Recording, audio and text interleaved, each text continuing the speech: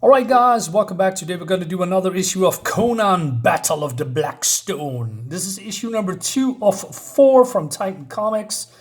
Covered by Roberto De La Torre, who is the main artist of the Conan books from Titan Comics.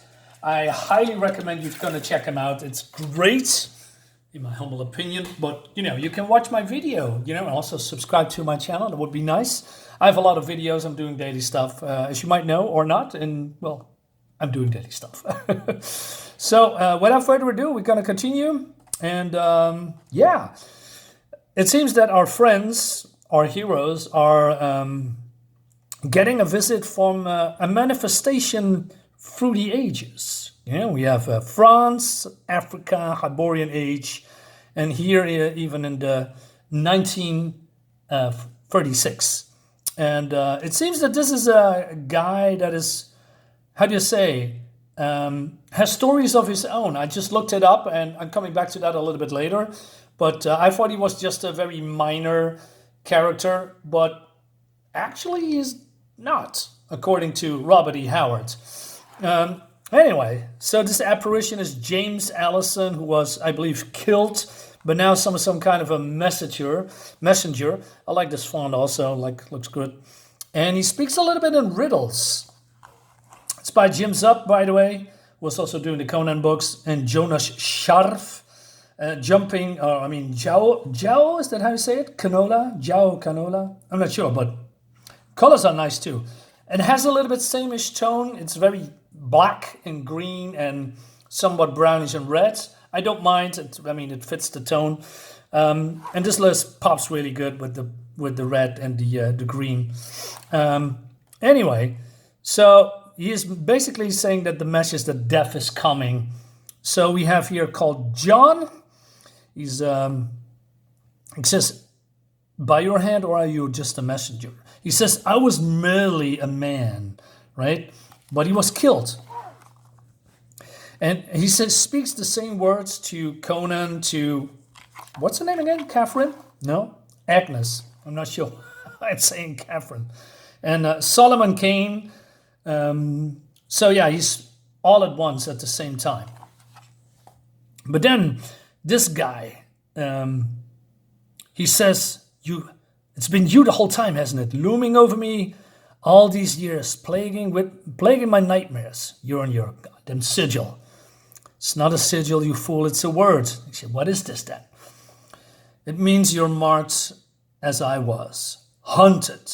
But then another thing happens here, sparking fissure of light, crackling with unknown eldritch energy. And then this creature comes out of this, I believe, portal. Yeah, let's do that.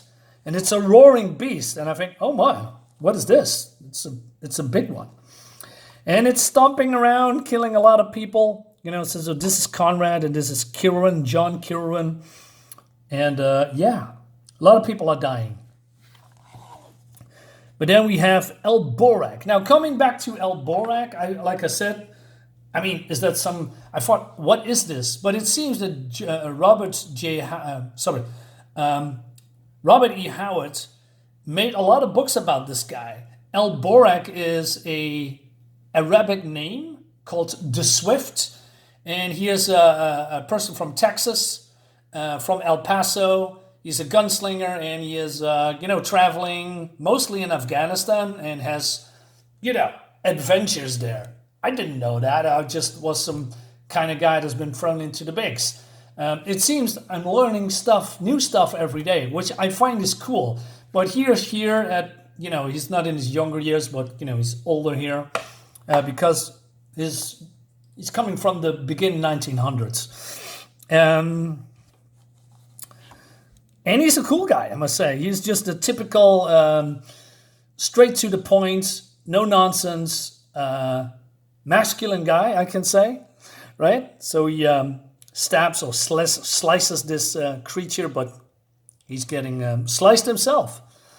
So the other one's defending him with the gun, but it seems that the scholar has been knocked away.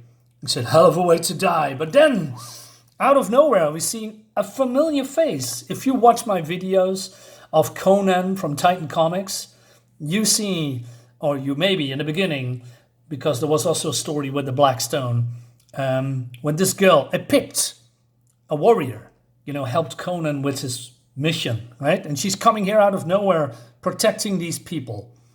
So she says, you three have a choice to make, flee or fight, right? So Hyborian says, fight, obviously. There's no way I'm letting this bastard hit me in the back. So they're all taking a stance, but this creature is now backing away. Its gaze warily focused on the warrior's spear. John says, a fight or flight response? Fascinating. So he's probably maybe a little bit the brains of this operation, I'm assuming, along with Conrad. And then he licks his fingers and teleports away. I'm not sure he can I assume he can teleport. He has the power to do so. So it seems that he is not a mindless beast after all, right? A thunderous crash and burst of black smoke signals its departure, leaving in its wake unspeakable carnage and forsaken souls. So a lot of dead people, scratches, yeah, and other people as well. She says, this is far from over, says this woman. Whoever you are, you're part of it now. I'm John Curran, the scholar of the supernatural, Brissa of the Gurian tribe. So they're introducing themselves, but it seems that Mr. Gordon, because that's his real name, his name is Francis Xavier Gordon, to be precise, Hyborian. He says, let me fashion a tourniquet from my jacket to slow the bleeding. I prefer a jigger of bourbon, if you don't mind. But then another flash comes and it's this guy, again, what's his name again? John something. James Allison speaks in riddles again and then teleports away, taking our heroes with them to the Hyborian Age. Conan now says, Brissa, you are not a spectre called from the grave. And she says, I'm alive. But according to Conan, she was dead. And I thought, wait, I have read the books. Did I miss something? But it seems that Conan thought she was dead, right? That she perished in the climactic pages of Conan bound in the Black Stone. But she says it's only a couple of days for her, but many years for Conan, right? So the Picts have indeed gone mad. They stunted slaves in the sickle bathed in black. And she says, I know. But before she can, finish a sentence, they are being interrupted by Solomon Kane. It's my turn for questions, devil spawn. Where did the damn ghost go? And where in Satan's orchard have you dragged me? Conan, the Cimmerian does not know this man or his weapon, but the threat is clear. And thus it must be stopped, quickly, fiercely. But this is Solomon Kane we're talking about. I do not know much about this character, but I want to. I know a lot of people like him, and that he is some kind of a devil slayer? Can I say that? That's his shtick? A warrior of the occult. If I think that's this guy is. He is he's no slouch, but this is Conan we're talking about. Born on a battlefield and strong as sin. And he warns him to mind his own business. If he threatens again, he's gonna die. But Solomon Kane just has a knife on his throat. So we have John comes in. He tried to calm down the situation, but it seems that Mr. Gordon is having a cardiac arrest, or he's sweating a lot. He says he's here, Arabia. Now I'm not sure what's happening here. Maybe he has a vision, but suddenly we are back in 1990, and this creature is here too. So I thought, oh, wait a minute. He has dealt with this creature before, right? But he's calm as ever. Well done, he says. Ain't you an ugly mug? Hyborian is literally the swift, a fearless gunslinger. And so the fight is on. What is this, a scimitar? That's how you say it? All right. If Gordon had time to mull of any of this over, he might be terrified. wondered how this thing came to be or where it came from. But he doesn't, so he won't. Frontier instincts are all that matter now. Kill or be killed. I like that, you know? Like sex, stoic, straight to the point, knows what he needs to do. Don't dwell about, you know, where this creature come from. Ignore the fear. Just fight. All right. So he barely escapes, although he slashes his shoulder. He has no time for terror or pause for pain. While in the Hyborian Age, the heat and the strain will make it worse. Lay him down. Time is swiftly running out. So suddenly, this slash is now appearing in the now. So wait a minute. So does that mean the strain is coming from what's happening in the past? Oh, come on, you buck, you can do this. Elborak, in his prime, is a whirling dervish of combat, moving, slicing, always ready for an opening, and the sword-struck blow he delivers would have killed any other. And he knows his time is up, but not the beast. Oh man. And its ghastly vengeance is felt across the yawning voids of time and space. Reality rent asunder. This is gruesomely awesome. Look at this. He's been ripped in two. What surprises me that other ones are calming, looking away, and Conan is just in complete shock. I would have assumed that maybe these guys are looking completely in shock, and maybe Conan a little bit different, but it's not. So this creature can go back in time and kill you, and it happens in the real world, in the real time. You're getting destroyed.